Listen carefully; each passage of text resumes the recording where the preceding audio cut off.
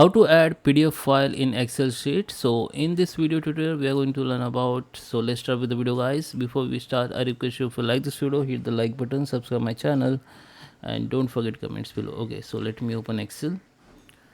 Okay guys, so here we are, this is my Excel file, and in order to add PDF we need to go in option, go to the insert. Under the insert we need to find that option which is called objects. Click on it, and here you can see the two options. You can create the, can directly insert the PDF file which will be visible to into your Excel, and you can also create the icon or link which is only display icon. So someone, or if you click on it, the PDF file will be open in new tab. Okay, so let me show you first option, which is create new.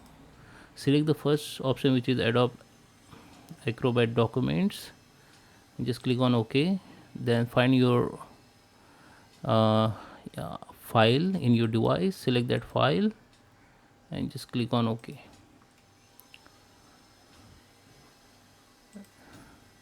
Now you can see this file has been inserted here. Open the okay.